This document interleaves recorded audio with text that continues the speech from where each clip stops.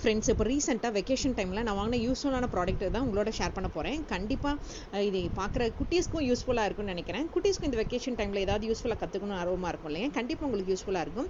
அந்த ப்ராடக்ட் அந்த செயின் பக்கத்தில் வச்சு என்னென்னு சொல்கிறேன்னு பார்த்தீங்களா? அமேசானில் அப்படி நான் லேட்டஸ்ட்டாக ஆர்டர் பண்ண விஷயம் தான்.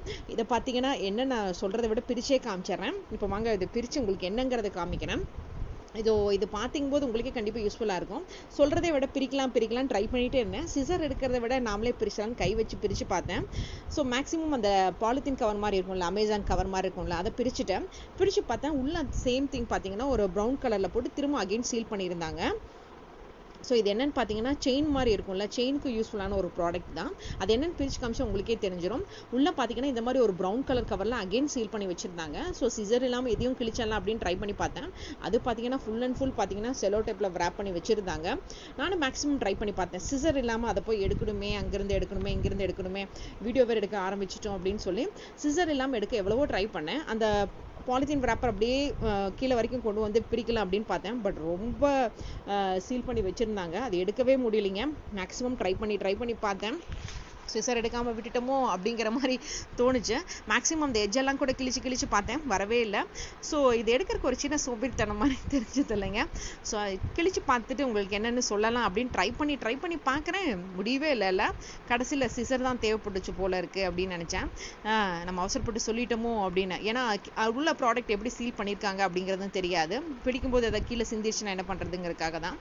சரி, கடைசியில் சிசர் எடுத்துகிட்டு வந்தே பிரிச்சுட்டேங்க. சிசர் எடுத்துகிட்டு வந்தால் தான் இது வேலைக்கு ஆகும்னு நினச்சி சிசர் எடுத்துட்டு வந்துட்டேன். அது என்னங்கிறது இப்போ காமிக்கிறேன் பாருங்க. இந்த மாதிரி இருக்கிற ஒரு சின்ன இந்த வீல் மாதிரி தான். இந்த மேக்ஸிமம் பார்த்தீங்கன்னா இந்த மாதிரி செயின் எல்லாம் நம்ம போடும்போது பின்னாடி வீல் இருக்கும் பார்த்தீங்களா, அந்த மாதிரி வீல் தான். அது என்னன்னு காமிக்கிறேன் பாருங்களேன். இந்த செயினுக்கு பின்னாடி வளையம் மாதிரி கொடுத்துருப்பாங்களா, அந்த மாதிரி வளையம் தான் நான் இப்போ ஆர்டர் பண்ணேன். அது உங்களுக்கு ஓப்பன் பண்ணி காட்டுனா உங்களுக்கே தெரியும்னு நினைக்கிறேன்.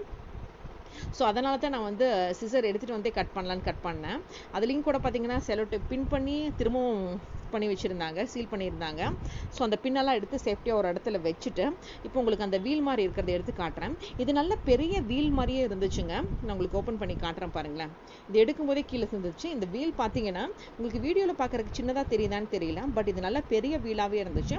ஸோ நமக்கு இது பின்னாடி இந்த செயினில் மாட்டுறக்கு, இந்த மாதிரி த்ரெட் செயினில் மாட்டுறக்கு அல்லது இந்த மாதிரி பீடட் செயினில் மாட்டுறதுலாம் இது ரொம்ப சௌரியமாக இருக்குங்க. ரொம்ப ஈஸியாக மாட்டிட்டு இந்த நோஸ் பிளேயரில் வச்சு நம்ம கரெக்டாக டைட் பண்ணி விட்டுக்கிட்டா அந்த பின்னாடி அந்த ஹூக்கை போட்டுக்கலாம். நமக்கு எவ்வளோ வேணுமோ அந்த லென்த் அட்ஜஸ்ட் பண்ணி போட்டுக்கலாம். ஷார்ட்டாக இருக்கிறத வந்து நம்ம லாங்காகவும் பண்ணிக்கலாம். கண்டிப்பாக இந்த மாதிரி செயின் அந்த ஹூக்ஸ் எல்லாம் வந்து யூஸ்